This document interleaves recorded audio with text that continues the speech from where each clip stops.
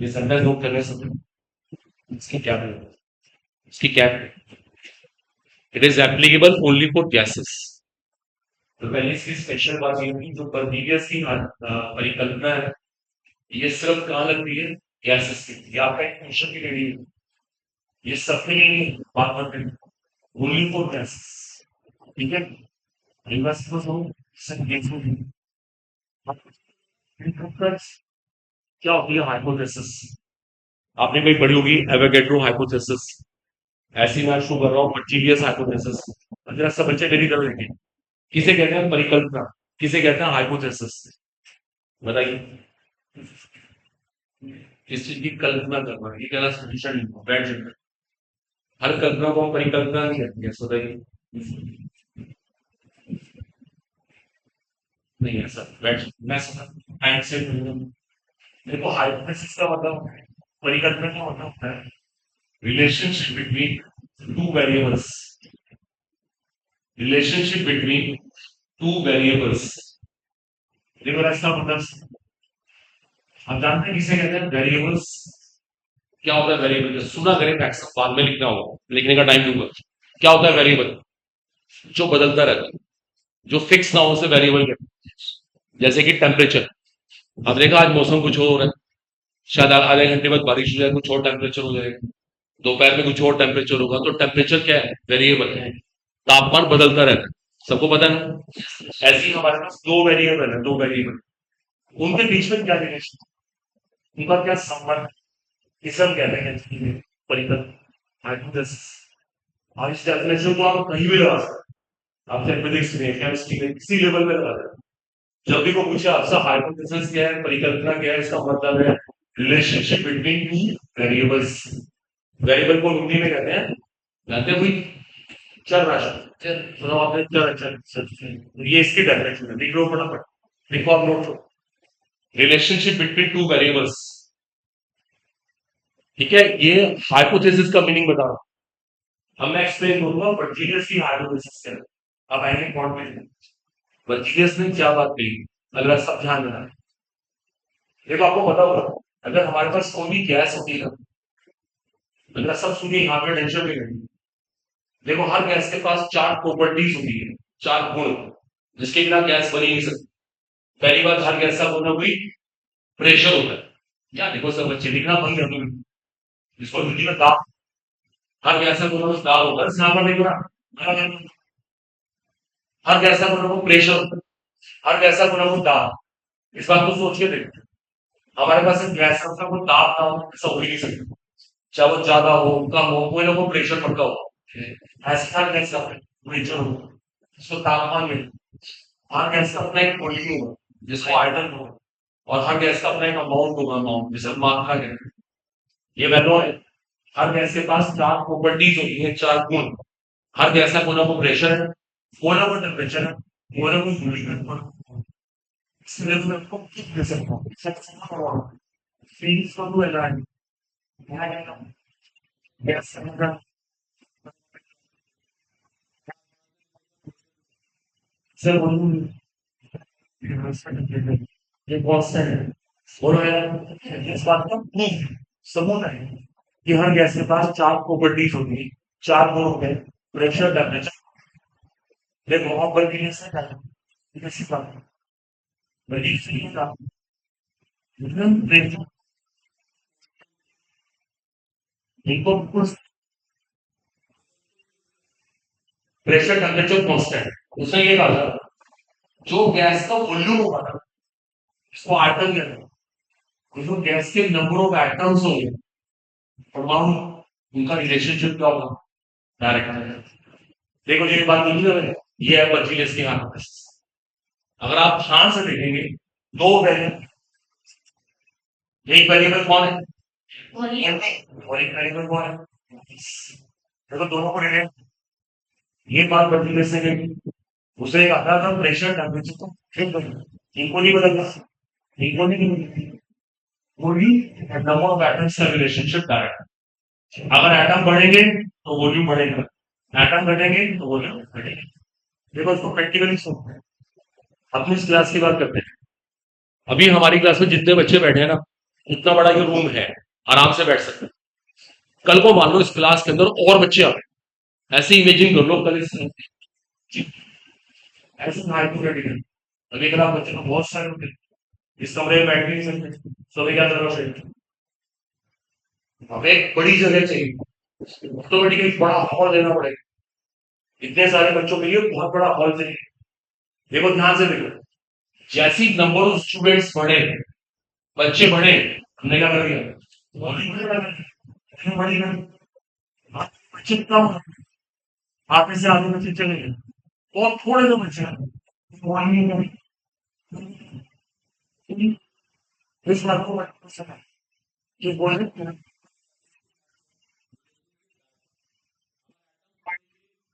पड़ेगा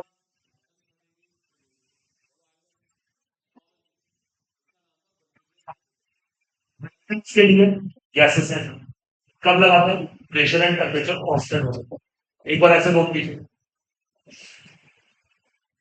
जब लिखने के लिए कहा जाए तब लिखना, अदरवाइज बोर्ड में ध्यान देना सबको। एक बहुत जरूरी है, प्रेशर टेम्परेचर कांस्टेंट होना चाहिए।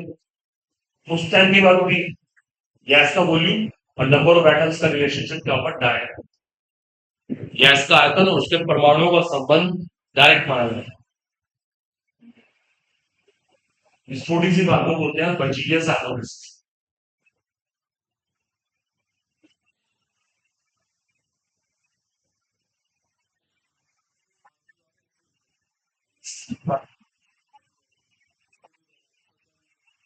सब समझाने में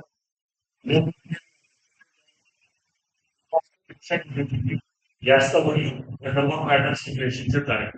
देखो इसकी वन लाइन डेफिनेशन, देखो इसकी परिभाषा, at constant pressure and temperature, at constant pressure and temperature, at constant pressure and temperature, the volume of a gas is,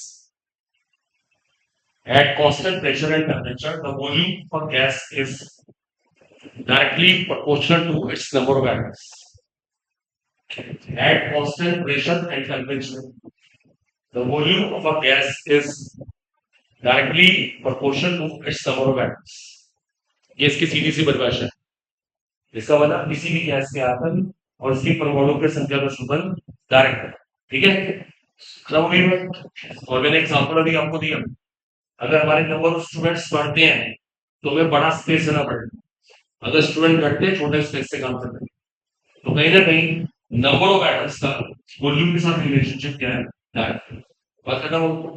अगर आप सुनिए, अब देखो इस हाइपोथेसिस में एक बहुत बड़ी प्रॉब्लम, जब हमने इसको लैब में चेक किया ना, अब इसको लैब के अंदर भी चेक करना पड़ेगा, ये पूरी तरीके से सही नहीं निकली, इसके अंदर कुछ कमी निकली हुई, ये कहीं कहीं चलती है और कहीं कहीं नहीं चल रही। देखो सुनो टर्निंग पॉइंट, जो वर्जीनियस से बात कही है, वर्जीनियस की बात पूरी तरह से सही नहीं है, ये कहीं कहीं तो सही है और कहीं कहीं ये फेल है। पहले इस बात को लिखो। देखो practically, practically the above hypothesis, practically the above hypothesis is not found to be, practically the above hypothesis is not found to be fully correct, is not found to be fully correct। इसका मतलब ये पूरी तरीके से सही नहीं पाई गई, is not found to be fully correct. अब देखो क्वेश्चन बनता है इसमें क्या गलती हुई, वर्जीनियस ने एक बहुत बड़ी मिस्टेक करी। चलो अगर ऐसा कोड में देखो, देखो बात तो वर्जीनियस की बहुत सही लगती है कि प्रेशर और टेम्परेचर को कांस्टेंट कर दो, वॉल्यूम का एटम्स के साथ रिलेशनशिप क्या होगा? डायरेक्ट। आयतन का परमाणुओं की संख्या से संबंध डायरेक्ट। अगर सोच के क्रॉस में क्या गलती बताना चाहे तो बताओ, बताओ क्या गलती?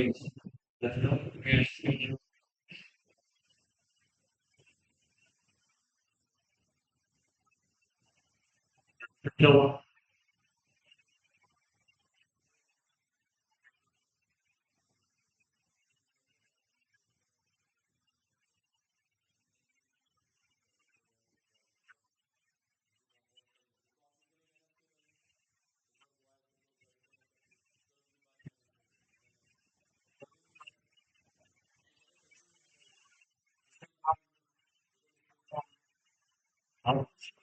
पूरी गैस किस फॉर्म में मिलती है?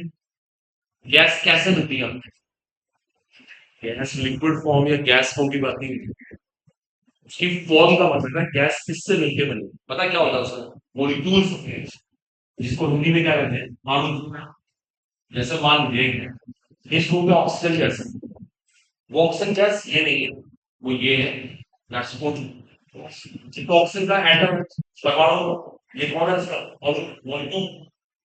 आपको पता है एटम होता है, एटम। Atom no. देखो इसका हिंदी मीनिंग ये हुआ कि एटम का कोई स्वतंत्र अस्तित्व नहीं है। स्वतंत्र अस्तित्व नहीं है। No independent existence. आपको कभी एटम कहीं मिलेंगे नहीं। एटम होते हैं, ऐसा नहीं है एटम नहीं होते, एटम होते हैं। लेकिन एटम एटम मिलकर क्या बना लेते हैं? मॉलिक्यूल्स। ये है प्रॉब्लम। एटम का इंडिपेंडेंट एग्जिस्टेंस नहीं है। एटम अकेले भी नहीं है। जैसे मान लीजिए हमें बाइक खरीदनी है, और हम सोच रहे हैं बाइक को अपने यहाँ बनाएंगे, और हम मार्केट से बाइक का इंजन लेंगे, किसी बाइक की एजेंसी पे लेंगे। चलिए इस बात की पास बाइक में इंजन मिल जाएगा, बाइक का इंजन पॉसिबल। अगर हम ऐसे बाइक बेचते नहीं, हमें बेचनी है पूरी बाइक बेचनी है, नहीं इंजन आपको अलग से मिल गया या उसके पार्ट्स मिल गए। देखो सोचने की कोशिश करो। ऐसा नहीं इंजन नहीं होता, होता है, लेकिन उसमें इंडिपेंडेंट एक्सिस्टेंस नहीं है। स्वतंत्र अस्तित्व नहीं है, इसको समझने की कोशिश। वो अकेले नहीं मिल सकता। मिलेगा तो इकट्ठे मिलेगा। सारी बस जो गलती उससे यहाँ पर हुई, मल्टीप्लिकेशन से यहाँ पर हुई, इससे यहाँ एटम है, परमाणु है। मतलब एटम का इंडिपेंडेंट एक्सिस्टेंस नहीं है, तो atom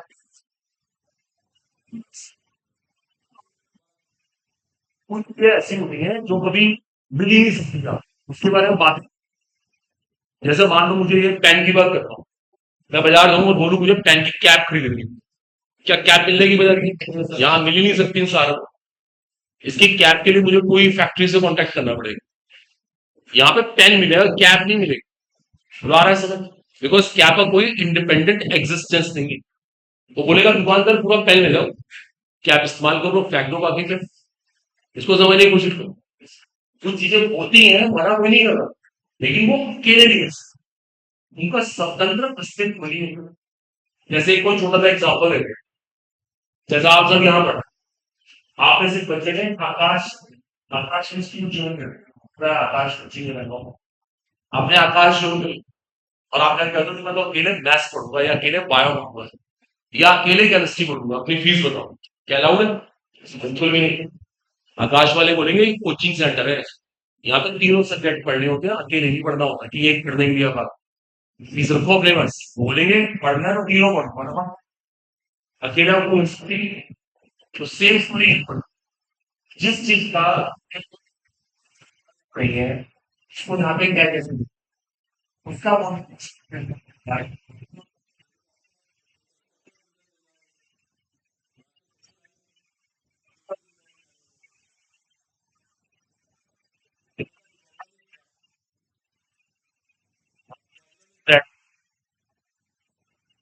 a gas has no, sorry, an atom has no, an atom has no independent existence.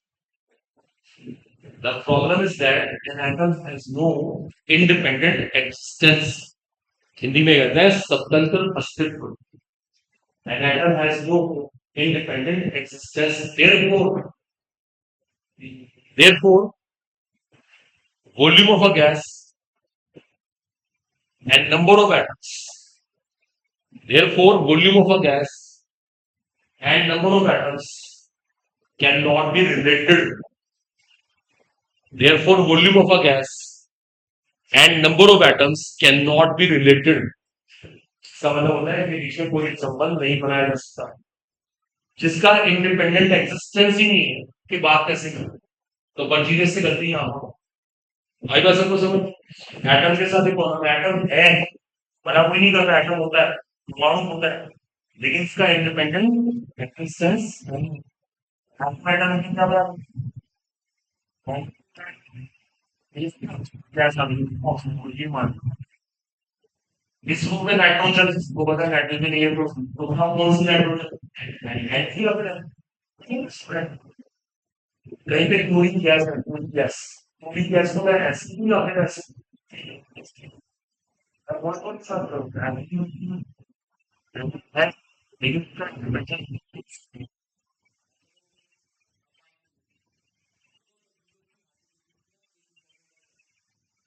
कुछ ऐसी है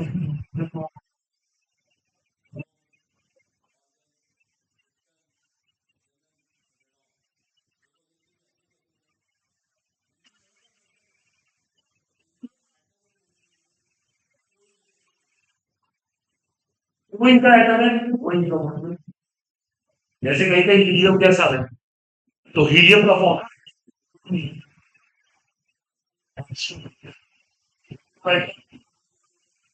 तो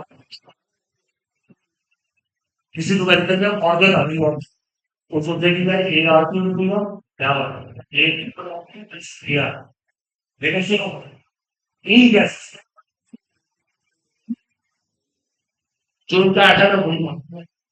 इसका मतलब ये हुआ कि जो बर्जीलस की हाइपोथेसिस है इन सबके लिए इन सबके लिए सही है इन सबके लिए एप्लीकेबल है सोच के देखो बर्जीलस की हाइपोथेसिस यहाँ पे एप्लीकेबल नहीं है यहाँ पे एप्लीकेबल नहीं है जहाँ पे एटम और मॉलिक्यूल में डिफरेंस है वहाँ एप्लीकेबल है लेकिन जहाँ पे एटम और मॉलिक्यूल में कोई डिफरेंस नहीं है वहाँ पे वही वो आपका ये क्वेश्चन आएगा इस तरह वो चार गैस देके पूछेंगे बताओ इन चारों में से बर्जीलस की हाइपोथेसिस किसके लिए लगती है तो इसका आंसर है जिसके एटम और मॉलिक्यूल में कोई डिफरेंस नहीं है ये है वो गैसेस ये वो गैसेस तो लिखो इस बात को दैट्स वेरी इंपॉर्टेंट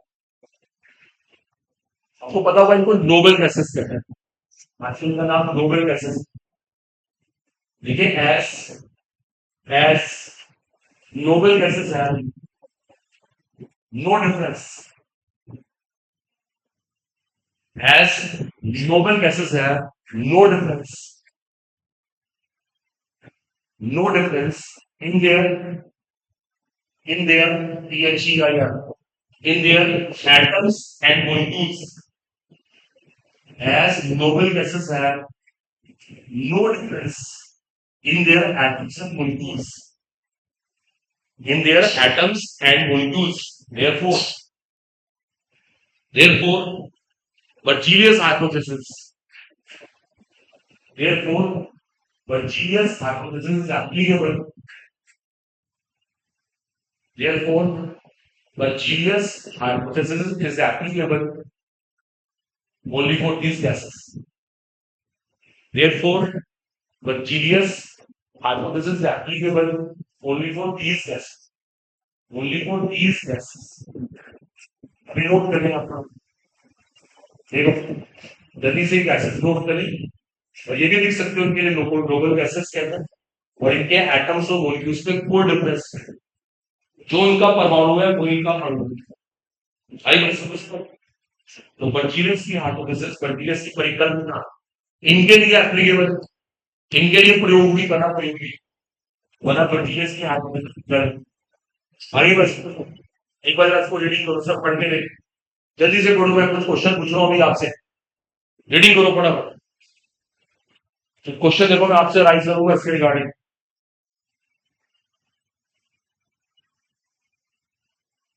मेरे पढ़िएगा सब लोगों ने पहला क्वेश्चन बताओ ये हाइपोथेसिस किसके लिए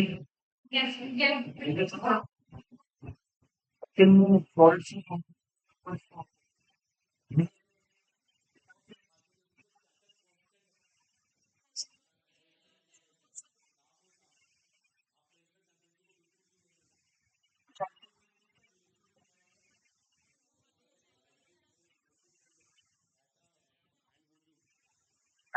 वॉल्यूम देखो साफ लिखा हुआ है वॉल्यूम की बात हमने बोली नहीं अच्छा बताओ ये हाइपोथेसिस गलत क्यों हुई क्या क्यों हुई when atom has no independent existence how can it be related with volume जिसका इंडिपेंडेंट एग्जिस्टेंस नहीं है उसका वॉल्यूम से कोई संबंध बन ही नहीं सकता हम उसके बारे में बात ही नहीं कर सकते मान लीजिए स्कूल की बात है इस कॉलेज में कितना पढ़ने की और कहने मैं तो सर अकेले फिजिक्स पढ़ती हूँ अपनी फीस बताओ, मिल जाएगा उसको एडमिशन। बस अकेले फिजिक्स पढ़ना वो कॉन्सेप्ट ही नहीं। एडमिशन लेना है तो एडमिशन लो और सारे सब्जेक्ट पढ़ने पड़ेंगे। या मैं अकेले केमिस्ट्री पढ़ने आ रहा हूँ, तो ये स्कूल वाले मना करते हैं कि यहाँ पे कोई मतलब ही नहीं है, कॉन्सेप्ट ही नहीं है। एडमिशन लेना है तो पूरी एक क्लास में एडमिशन, तो वही यहाँ पर। तो वर्जीनियस से मिस्टेक क्यों हुई? अच्छा बताओ, एक डाटा और मॉलिक्यूल में क्या डिफरेंस है? बताओ, परमाणु और अणु में क्या अंतर होता है?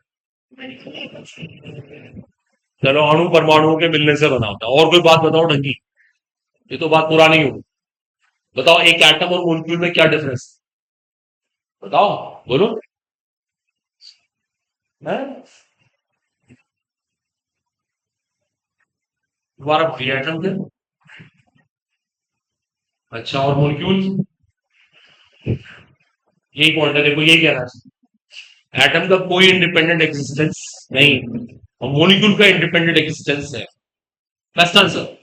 ये मत कहिए कि मॉलिक्यूल एटम्स के मिलने से बना होता है, कौन कह रहा है? क्या हीलियम में ऐसा हुआ? या हीलियम में ऐसा हुआ कि हीलियम को मॉलिक्यूल एटम्स के मिलने से बना? देखिए, सेंटेंस ही गलत बोल दिया कि मॉलिक्यूल को एटम्स के मिलने से बनता है। wrong। हमें कहना चाहिए atom has no independent existence but molecule has. The best difference है। चलिए, सारी बातें अब एक बात हमने स्टडी करी कि बर्जीलियस की हाइपोथेसिस पूरी तरह से सही नहीं है।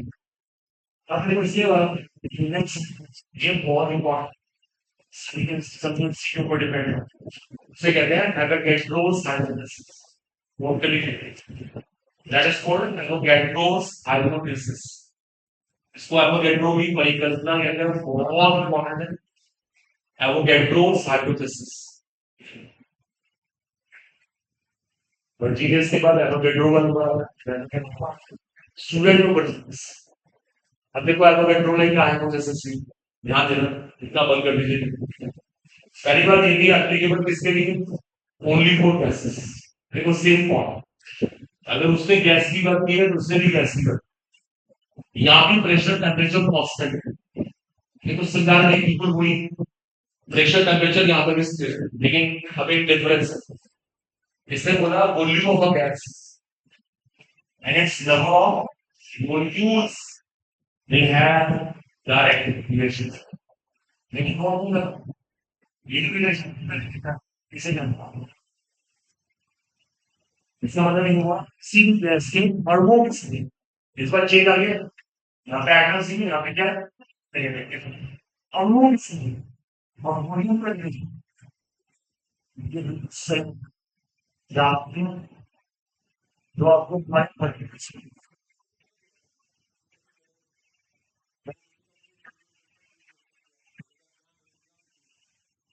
ये इसको तो यहाँ पे सही जनाब। प्रेशर टेम्परेचर को हमने चेंज नहीं करा, इसको भी हटा दिया, तो वॉल्यूम का रिलेशनशिप किसके साथ आया? मोल्स के साथ। हमें पता होगा ये मोल्स है, और मोल्स का रिलेशनशिप किसके साथ होता है? मोल्स के साथ। ठीक?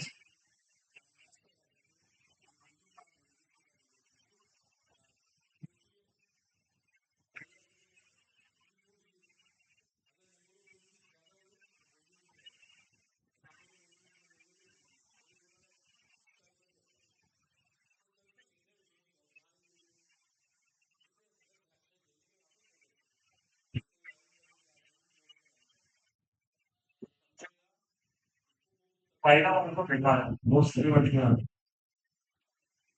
ये प्रोटीन बस, ठीक है। इसका अपना एक प्रेशर भी होगा, टेम्परेचर भी होगा। हमें एक काम करो, देखो हम इनको चेंज नहीं करेंगे, इनको चेंज नहीं करेंगे, अब आप सुनना ध्यान से, इनको नहीं बदलेंगे।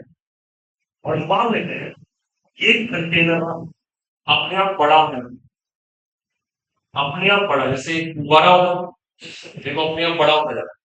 ये जो कंटेनर आपको दिख रहा है ना ऐसे, इसकी दीवार इधर काफी जाए, ये जो इसकी वॉल है इधर ना है, ये बड़ा होता है, फूलने लग गया सिंपल लाइन में। तो अब सोच समझ के बताओ, प्रेशर टेम्परेचर नहीं होगा, प्रेशर टेम्परेचर कांस्टेंट है, ये पहले बता दिया। प्रेशर टेम्परेचर की बात मतलब ज्यादा है, ज्यादा की बात नहीं, नंबर ऑफ वहां से आर नहीं, जिसके अंदर पक्का वहां से मुर्गी खाए हैं, तभी ये बड़ा हो रहा है। वरना एक कंटेनर बड़ा हो नहीं सकता। छोड़िए गुब्बारे की बात करते हैं। गुब्बारा देखा आप सब जानते हैं, गुब्बारा अपने आप बड़ा होगा। कैसे बड़ा होगा? उसमें गैस डाली, उसमें गैस डाली, जब उसमें गैस डाली नंबर ऑफ मॉलिक्यूल्स बढ़ेगा, नंबर ऑफ बढ़ने से क्या होगा? इसका होता है।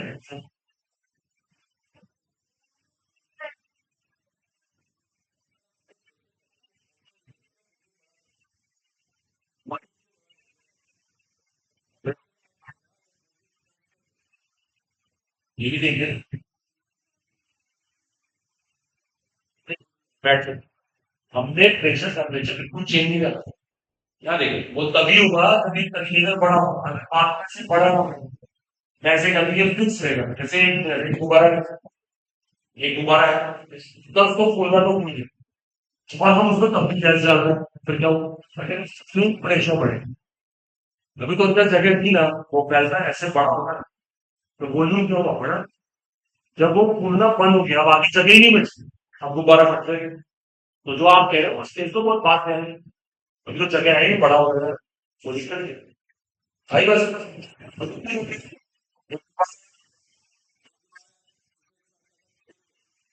वो स्ट्रिंग होने लगे, क्यों गिर रहा है वो? बाहर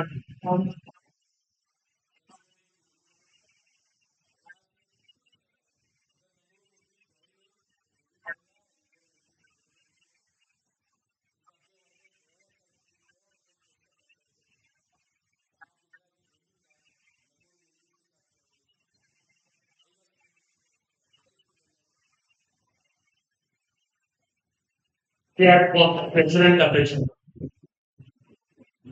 at constant pressure and temperature the volume of a gas is, at constant pressure and temperature the volume of a gas is, at constant pressure and temperature the volume of a gas is directly proportional to its number of molecules.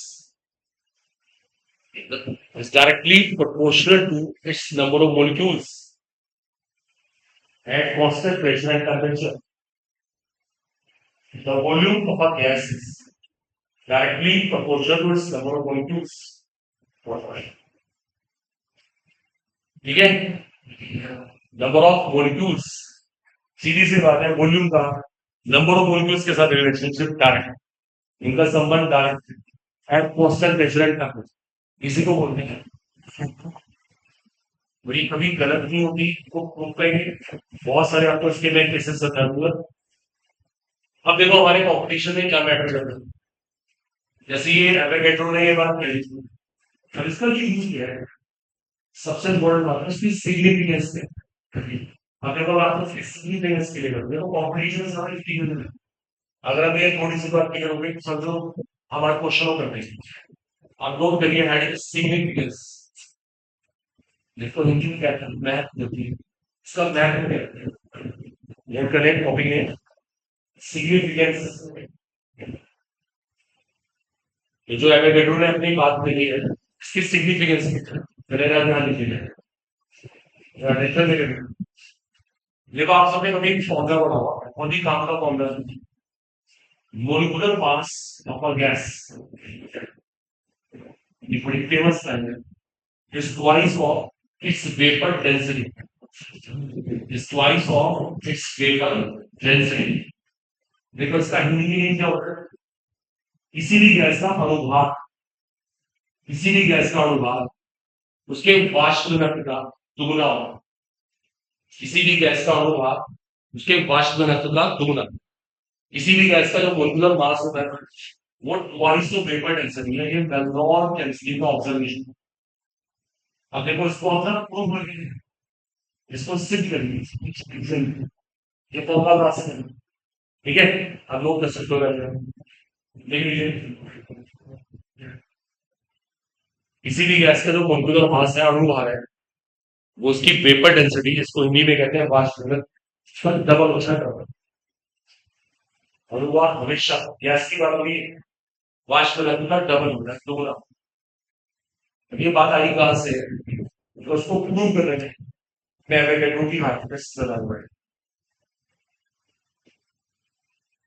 Clear हुआ सबको? किसी भी gas का मोलुलर मास, किसी भी gas का अणु बाहर, उसके वाष्प घनत्व का डबल होता है, दुगुना होता है। चलिए देखिए, अब आपको समझा दें। देखो उसके पीछे क्या कॉन्सेप्ट मेरा ध्यान, देखिए पहले क्वेश्चन होता है, वेपर डेंसिटी किसे कहते हैं? इसे कहते हैं वाष्प घनत्व। आप में से किसी को पता है किसी भी गैस की वेपर डेंसिटी क्या होती है?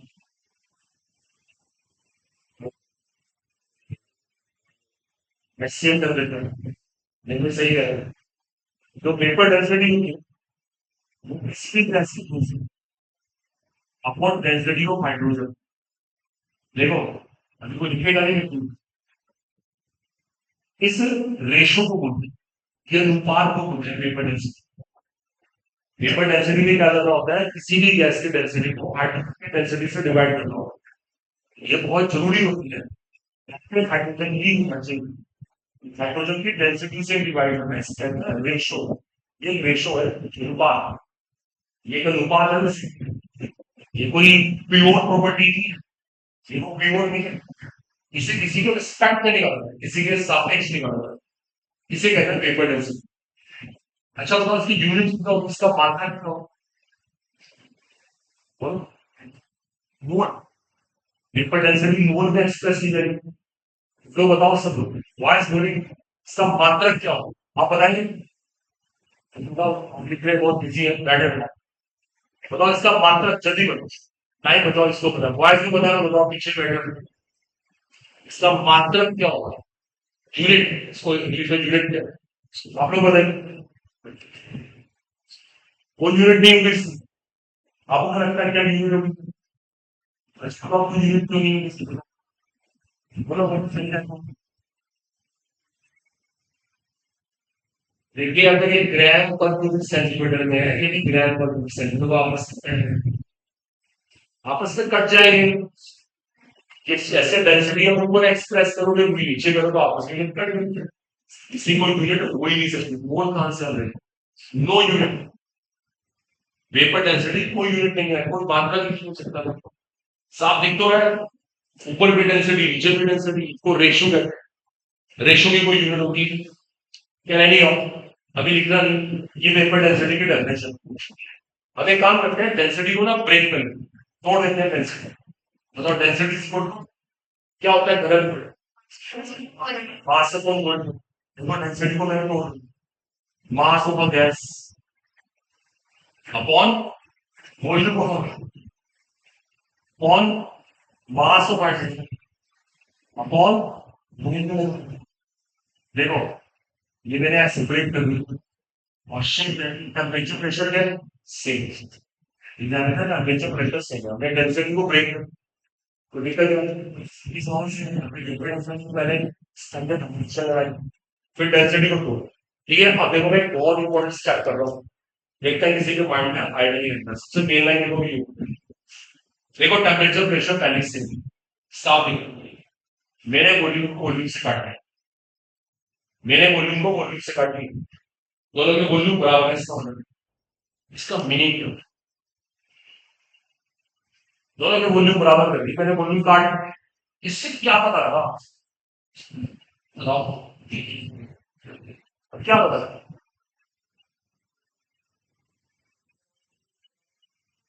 हाँ, बस, ये कहना चाहते हैं इसका मतलब इनके मॉलिक्यूल्स बराबर हो। कैसे पता लगा आपको कि वॉल्यूम का मॉलिक्यूल्स के साथ क्या था यार? जैसे ही मैंने वॉल्यूम को वॉल्यूम से काटा ना, दोनों के मॉलिक्यूल्स भी बराबर शुद्ध रहेंगे, इसका मतलब ये होगा मॉलिक्यूल्स में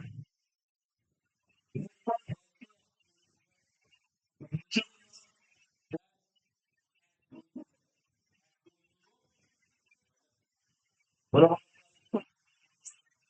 क्लास में देखो हमने एवोगैड्रो की हाइपोथेसिस यूज कर ली।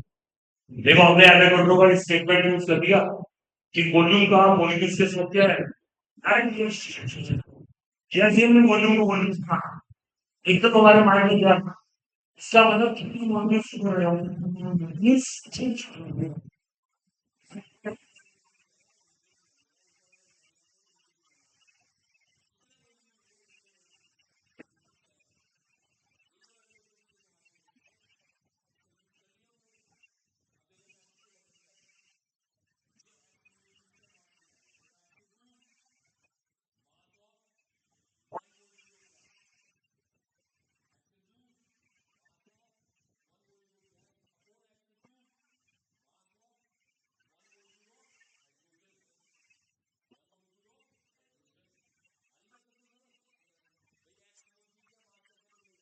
एक्स टू मास को 1 मोल आपको पता है देखो एक्स काट सकते हैं वो से इससे बताएगा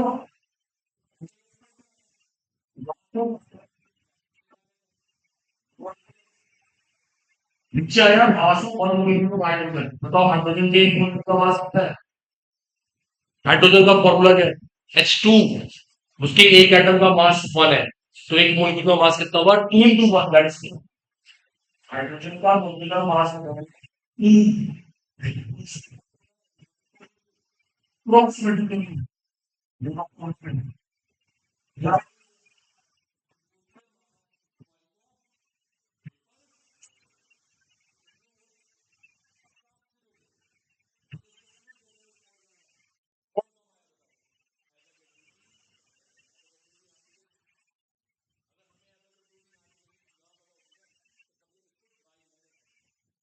चलो मतलब नहीं करना देखो दोबारा देखो थोड़ा सा आपको इसी पैटर्न की बोल रही है यही चाहिए कॉम्पिटिशन यार नोट्स बना लेंगे जाली वाली क्लास से पढ़ यहाँ पे बुक भी नहीं रहे तो सीखेगा और घर जाके क्वेश्चन भी करेगा दो काम है आपके एक तो क्लास में पढ़ना और घर जाके क्वेश्चन करना तो एक बार बताऊँ मैं आपको अपना एक्सपीरियंस शेयर कर रहा हूँ हमारे बुद्ध क्लास में बच्चे ना मेहनत नहीं करते घर पे क्वेश्चन नहीं करते आए बस यहाँ पे नोट्स बना के चले गए ये सब नहीं चाहिए अगर रियली अपना सिलेक्शन चाहिए ना तो घर जाके क्वेश्चंस करना बताऊंगा कौन सी बुक से क्या करना है लेकिन प्रॉब्लम करना जरूरी है और प्रॉब्लम तो क्लास में समझ आए यहाँ पे बैठे टाइम पास नहीं लिख दिया बस एक एक चीज को समझ के जाना है देखो दोबारा सुनो हम ये प्रूव कर रहे हैं ये सिद्ध कर रहे हैं किसी भी गैस का मास उसकी वेपर डेंसिटी का दुगना है क्यों है सवाल है क्यों है मतलब आप सीखो तो वेपर डेंसिटी की डिफिनेशन लगाओ वेपर डेंसिटी है क्या या तो मैं ये बताओ वेपर डेंसिटी में गैस की डेंसिटी को हाइड्रोजन की डेंसिटी से डिवाइड करते हैं ये पूरी ठीक है फिर ये मैं प्रिंट कर दूं मास को सबसे बेस क्या किया हमने वॉल्यूम को वॉल्यूम से काटा ये बड़ी काम की बात है जैसे वॉल्यूम को वॉल्यूम से काटा दिमाग में एकदम से आता टेम्परेचर प्रेशर पहले से वॉल्यूम भी सेम अगर वॉल्यूम से हो गया तो वॉल्यूम्स क्लास से ये नहीं मेरे पास इसका मतलब जो ऊपर वाला मास है जितने वॉल्यूम्स का होगा नीचे वाला मास भी उतने वॉल्यूम्स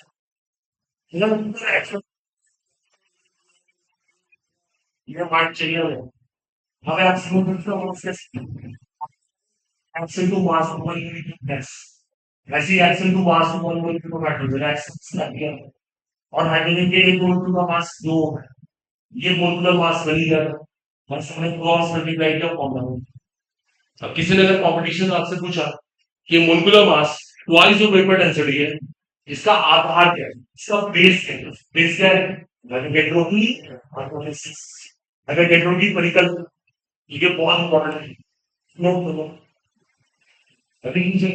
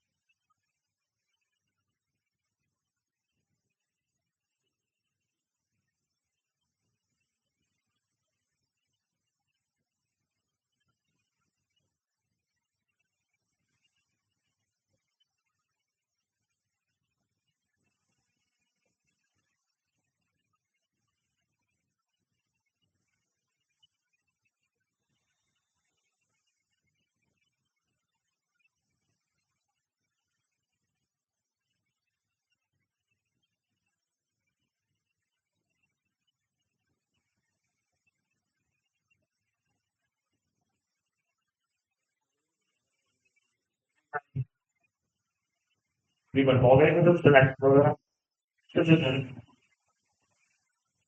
कुछ नहीं कहना बड़ा आसान है कि मेरे बायोलॉजी डॉक्टर बनना है तो मैथ्स जो आईआईटी में आसान है अगर आप मेहनत करते हैं तो कुछ नहीं डेडिकेशन चाहिए रोज की स्टडी रोज अपना होमवर्क यहाँ पे वो नहीं होता कि कभी कभी आपने कुछ पढ़ ली हर सब्जेक्ट को आपको रोज पढ़ना होगा, रोज टाइम देना होगा, जिसके अंदर इंटरेस्ट है, पूरा डेडिकेशन देना। वो 11 12 की स्टडी नहीं कि आपने इंपॉर्टेंट इंपॉर्टेंट दिया और चले के नंबर आना, बहुत डिफरेंट है। सब कुछ करना होगा, बहुत अच्छे से मेहनत करनी होगी। अब देखो हमने एक फॉर्मूला बना लिया, किसी भी गैस का मोलिकुलर मास किसी भी गैस का अनुपात उसकी वेपर डेंसिटी का डबल है, वाष्प घनत्व का गुना है। ये आपको इसका पूरा क्रेडिट है ना, जिसको एवोगैड्रो का, अगर एवोगैड्रो की परिकल्पना ना हो तो शायद कभी हम इसको प्रूव ना कर, इसको सिद्ध कर देंगे।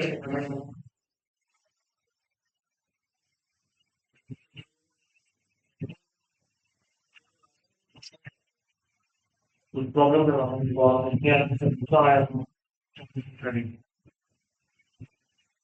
अरे तो ठीक है,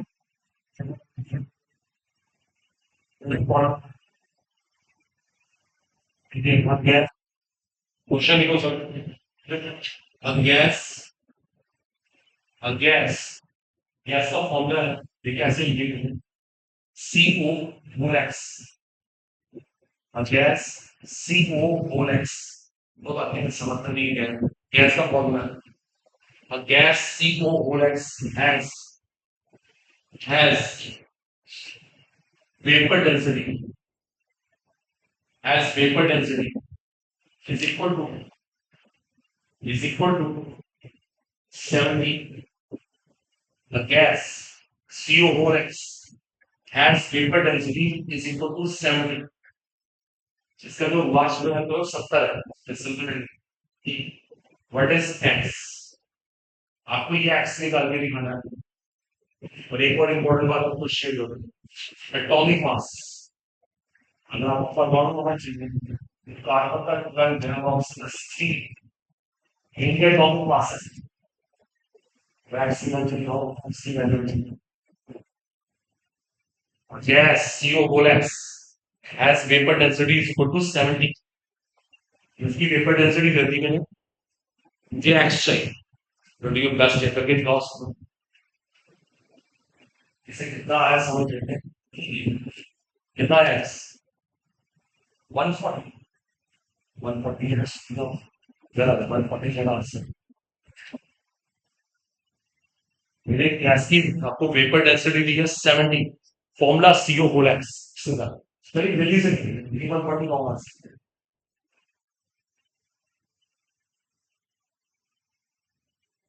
यहाँ ये जो मेन कंप्लीशन होता है, सोचना होगा चाहिए, सोचो एक्स कैसे निकालेंगे, किसी को बात नहीं करें जो देना आधा काम कौन मेरी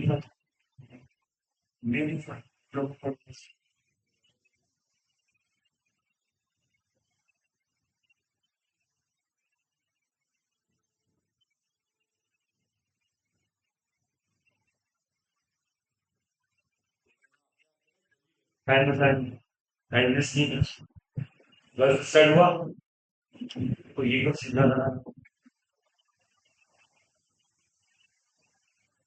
मैं कहता हूँ काइंडनेस बाकी तो बड़े पारी में लेकिन पारी बात जरूर क्या है, ये तो कहीं पर पेपर ऐसा नहीं है, बड़े आराम से क्या कर सकते हैं, बोल बोल प्रोसेस फिर एक ट्वाइस ऑफ पेपर डेंसिटी कर रहा हूँ, आपने इसका ट्वाइस क्या कितना 140, एक बच्चे ने 140 का, देखिए 140 तो मोलिकुलर मास है, इसको अणु बाहर है, हमें तो मोलिकुलर मास पूछे तो एक्स पूछने आ सकते, तो 140 काट के रेट आ सकते।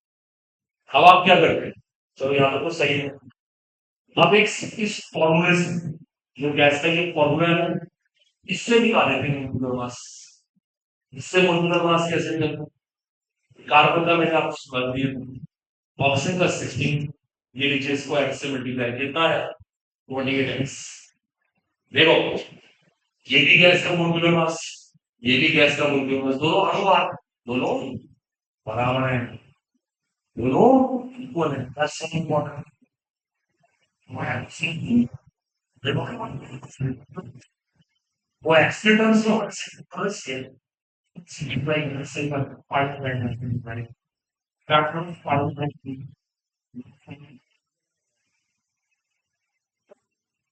देखिए कहाँ गड़बड़ हो गई है। एक्चुअली आपके फाइल में स्ट्राइक नहीं गई।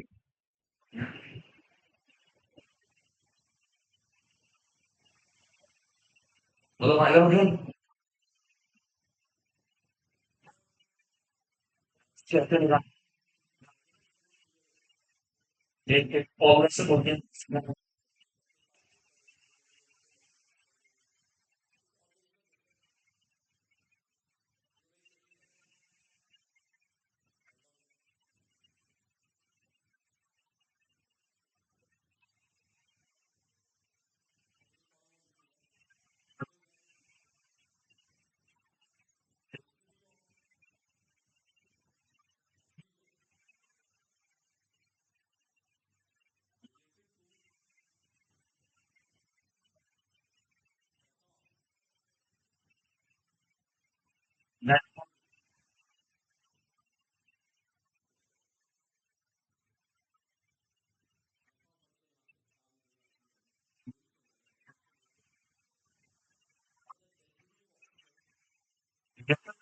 दैट टू लास्ट की बात है किसी कॉम्पिटिशन में ये क्वेश्चन हो रहा है। अब कुछ डेटा गिवन है जैसे सबसे बड़ा कुछ भी गिवन नहीं और ये पांच सवाल करते हैं। The density of oxygen relative to nitrogen। ठीक है। देखो चलो मैं करके दिखाता हूँ। सोचो मैं करता हूँ क्योंकि डेटा नहीं है आपको कंफ्यूजन। देखो पहले एक चीज समझ लिया लिखा ना बट रिलेटिव। रिलेटिव से क्या पता चला। चलो सुनो उसके रिस्पेक्ट जैसे हिंदी में उसके सापेक्ष है ना इसका वो ये हुआ है नहीं कर आप डेंसिटी ऑफ और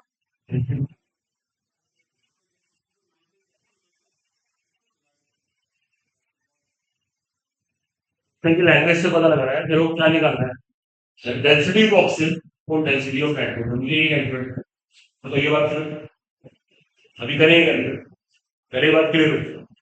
अच्छा एक बात और इम्पोर्टेंट है यहाँ पे को प्रेशर टेम्परेचर की बात नहीं करते। प्रेशर टेम्परेचर की बात नहीं क्या करेंगे प्रेशर टेम्परेचर की बात।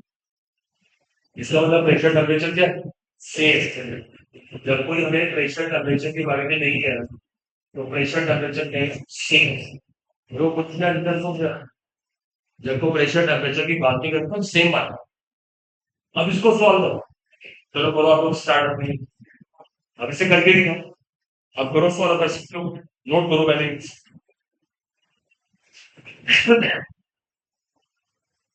देखो चलिए डेंसिटी ऑफ ऑक्सीजन और डेंसिटी ऑफ नाइट्रोजन ये रेशियो निकालना करो कैसे निकालना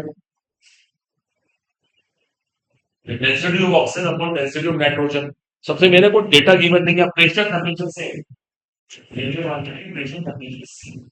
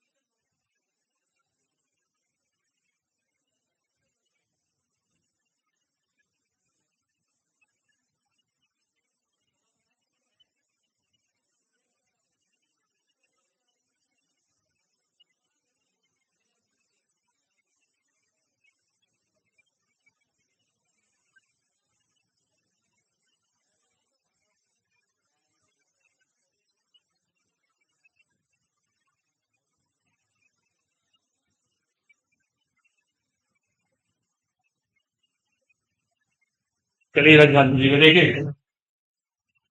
वेट तो कितना आएगा, फिर डेंसिटी को पहले क्रिएट करना, mass of oxygen upon volume of oxygen, similarly mass of nitrogen upon volume of, इधर ध्यान देना।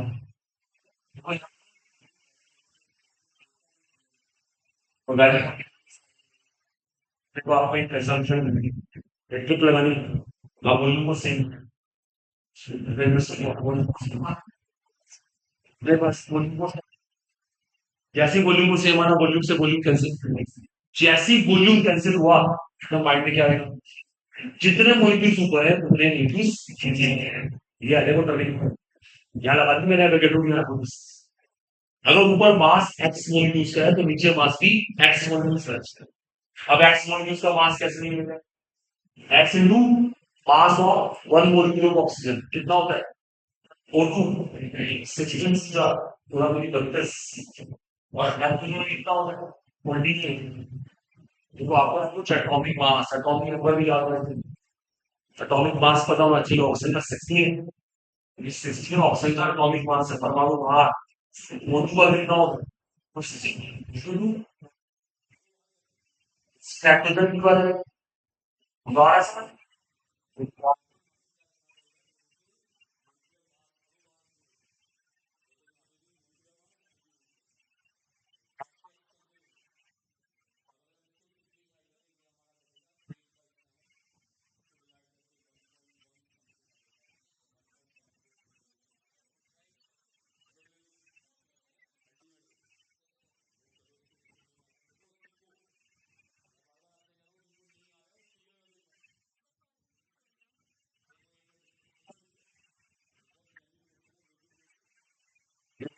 से काटने से देखो अगर मैं वॉल्यूम को सेम ना लेता ना तो मैं कुछ सॉल्व ही ना कर पाता, डेटा मेरे पास था ही नहीं।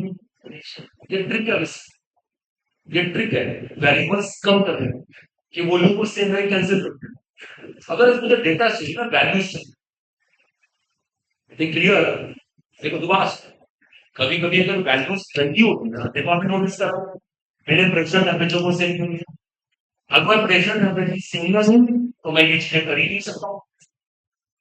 इज इट क्लियर, ये इसे कहते हैं assumptions, कुछ चीजों को अपने पास से assume करना पड़ेगा, जैसे मान लीजिए सोच सकते हैं, इस बार नीट का एग्जाम बड़ा ट्रिकी सा है, सुना होगा आपने, फिजिक्स बहुत अजीब सी आ गई और इस बार मेरिट डाउन हो गई, सबको पता है।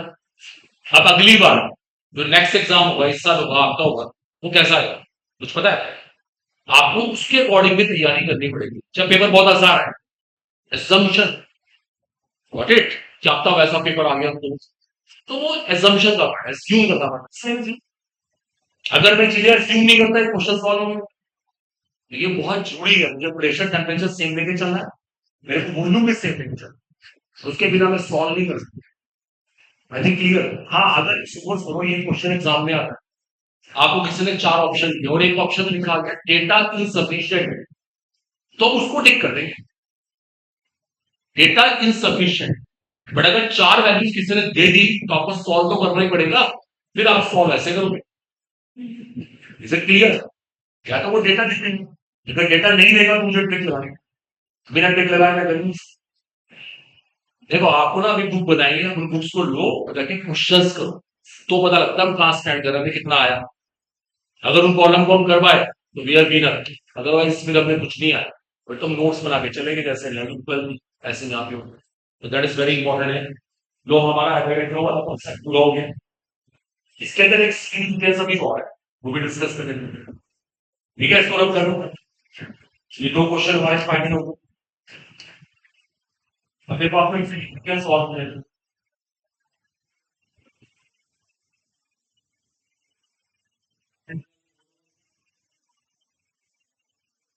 डिटेल्स है।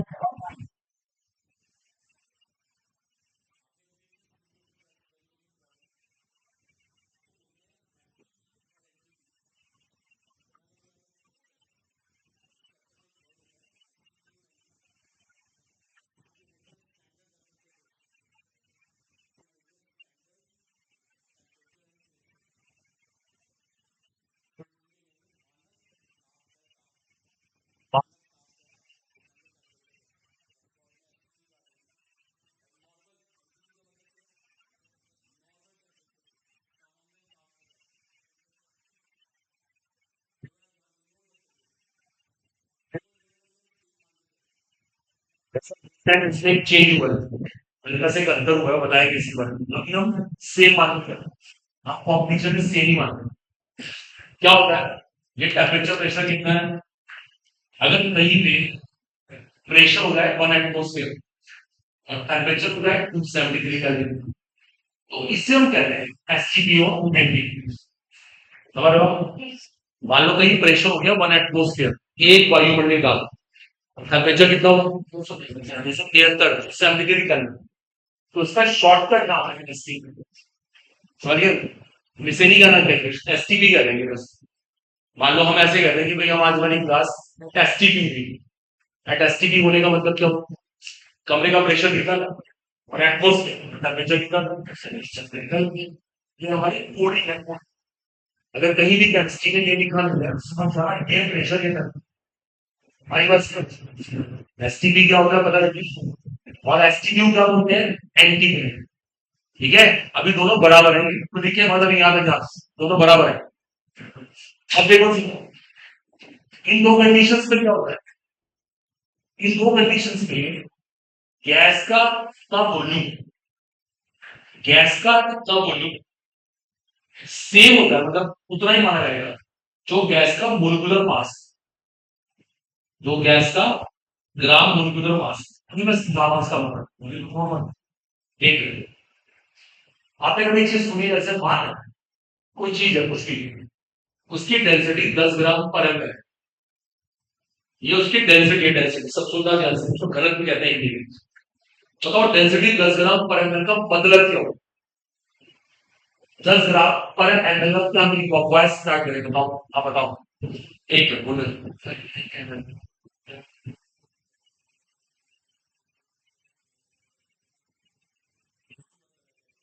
नीचे कुछ करें, क्या मतलब हुआ 10 ग्राम पर एम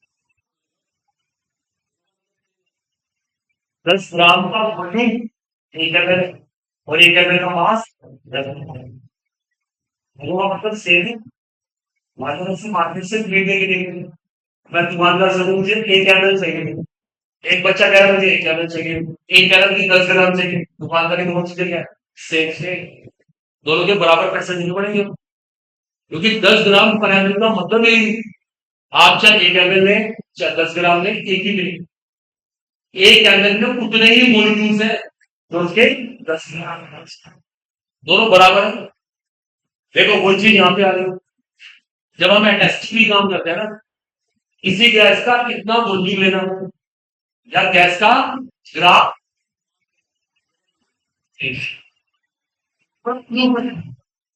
इसको सिद्ध करें ये दोनों बराबर कैसे, ये दोनों इक्वल हो कैसे, इक्वल नहीं करो उसमें।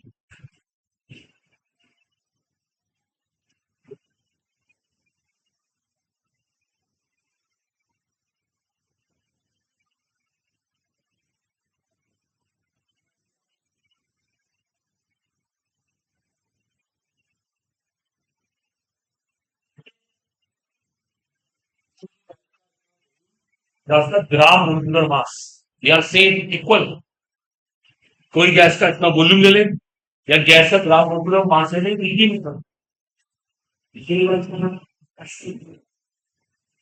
कर रहा है।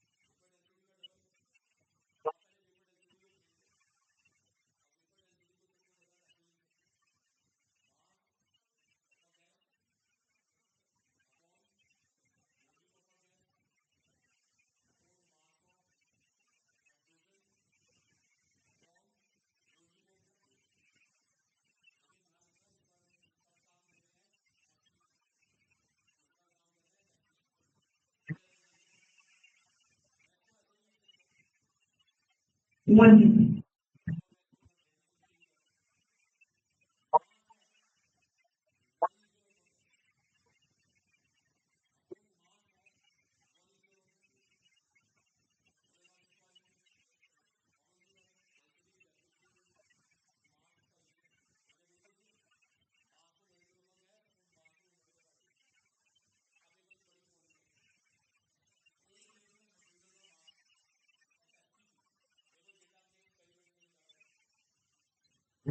सेंटेंस निकाला था आपको दर्द करने की कौन सी बढ़ती है इसकी वैल्यू वैसे होती है 0.089 ये वैल्यू होती है 0.089 ये एक्सपेरिमेंटल वैल्यू निकालने में दिखा दूंगा ये 1 लीटर हाइड्रोजन का मास है 1 लीटर हाइड्रोजन का मास आप देखो ध्यान से मैं मैथमेटिकली दोनों को डिवाइड कर रहा हूँ जैसे 2 को मैंने इससे डिवाइड किया यहाँ पे 22.3 यहाँ पे 2.4 into mass of 1 litre of gas देखो अब मैं इसको अंदर मल्टीप्लाई कर रहा हूँ जैसे मैंने अंदर मल्टीप्लाई किया यहां से रिजल्ट निकल के आया the molecular mass of gas is तो में मास ऑफ 2.0 है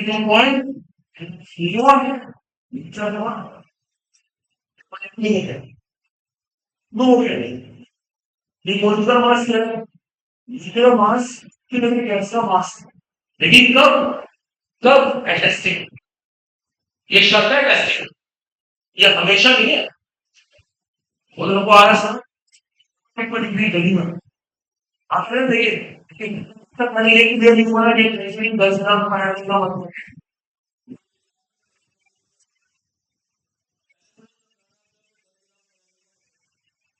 इसीलिए ये चीज 10 ग्राम की या 1 कैलोरी की दोनों का मीनिंग सेम है 1 कैलोरी का मास 10 ग्राम 10 ग्राम का वॉल्यूम 1 कैलोरी वो तो नहीं ना कितने लीटर का मास कितने लीटर का मास कितने मास का वॉल्यूम लेकिन अच्छा नहीं है अरे बस बाकी कोई नहीं बाकी तो घर पास में तो बनाए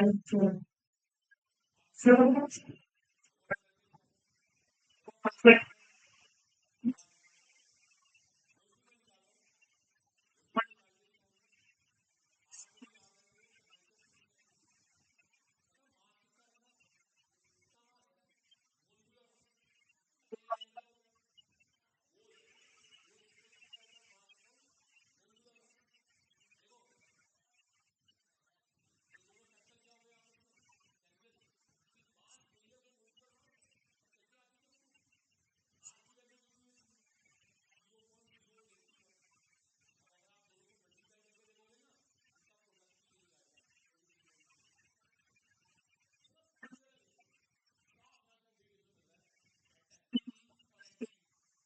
क्योंकि जैसा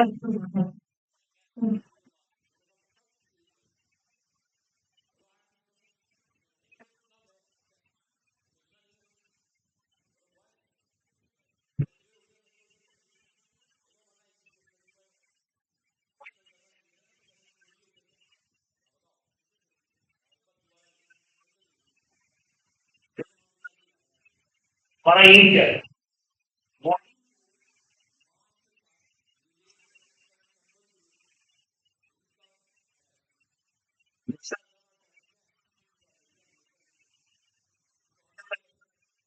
पहली बात हमने बोलते मानो gas twice of vapour density एक फंडामेंटल फॉर्मूला आज यूजफुल नहीं आएगा कौन सी वेपर डेंसिटी को ब्रेक करने वाला है डेंसिटी ऑफ गैस को density of hydrogen yes density की कैलकुलेशन होती है मास 1 लीटर मैंने लिख दी mass of litre of gas mass of litre of hydrogen I think उनको टेंशन कर रहे हैं नॉर्मल सा गैस यहां से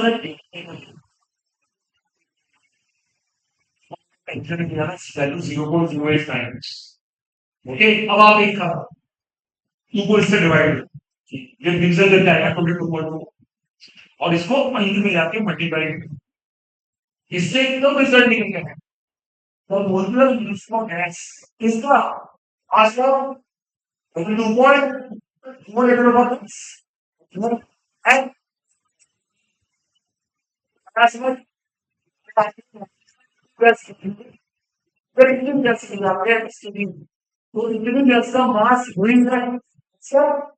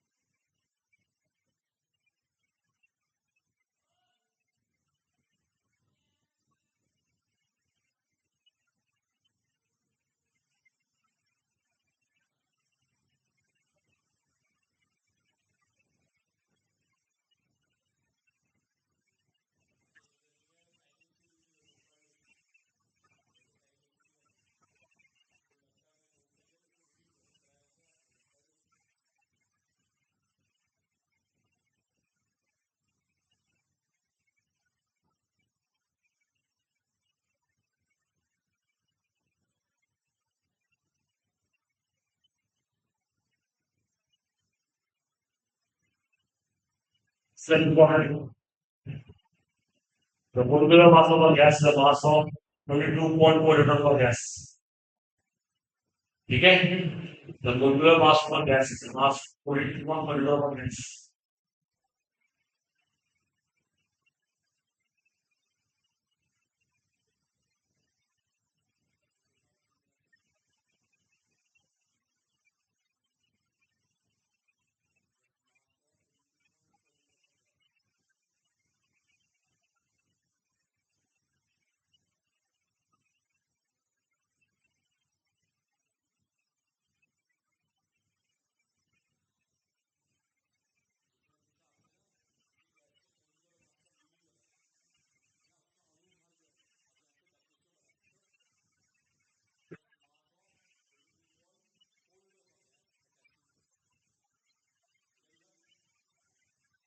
स्लाइड को ना यूज करते हैं कैसे पॉपुलेशन लेवल ऐसे करते हैं बहुत ज्यादा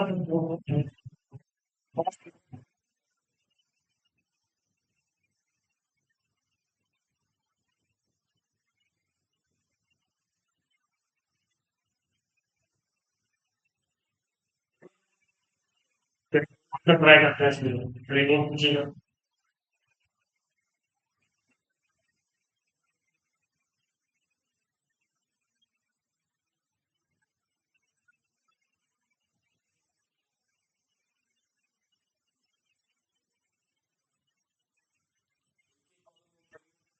इनका टेस्टिंग इनका टेस्टिंग इनका टेस्टिंग पास हो 5.6 liter per gas is 40 gram. What will be its molecular mass? What will be its molecular mass? What will be its molecular mass? बहुत सा दिमाग है मैंने आपको मास दिया 5.6 लीटर एटेस्टिक में और आपको निकालना है उसका मोलिकुलर मास गैस का molecular mass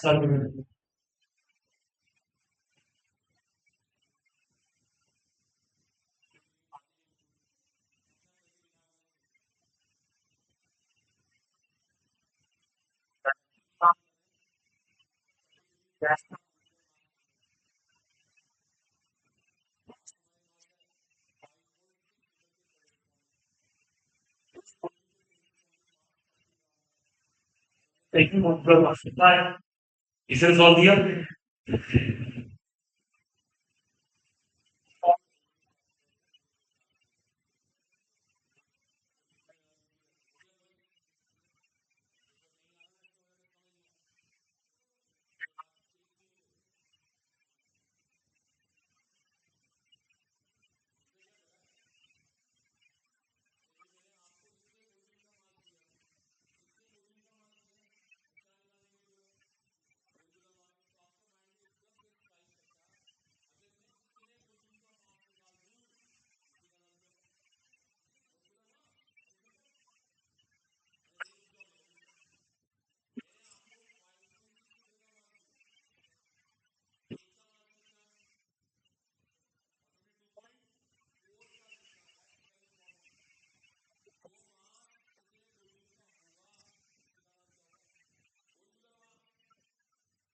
Stop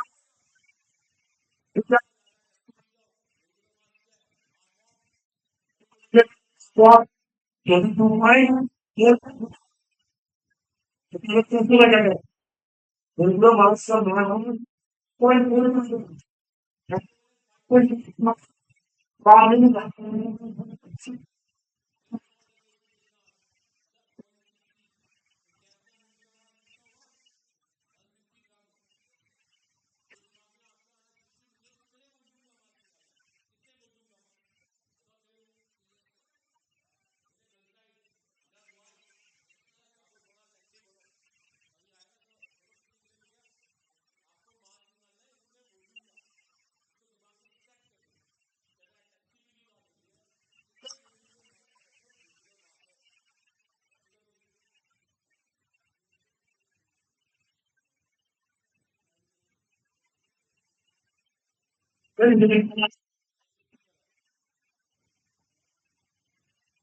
Except for Muslim, bus of the already having 30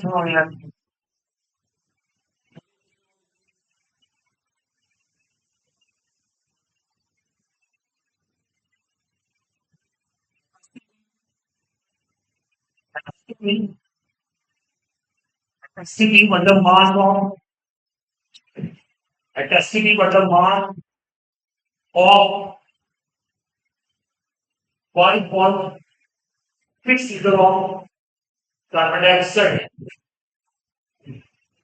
STP मतलब mass of 1.6 liter of carbon dioxide.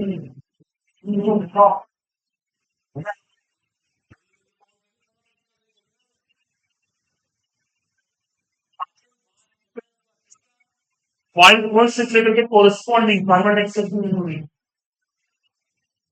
तो करो वाई सकते हैं आपको दिमाग लगाओ mass of 5.6 liter of carbon dioxide at STP तो बोल रहे हैं नेसेसरली बोलने वाला कुछ काम नहीं काम तो दिमाग लगाओ वहां इधर जो क्लास में सोएगा उससे कुछ भी नहीं आएगा जो नोट्स बनाने आया उससे भी कुछ नहीं आएगा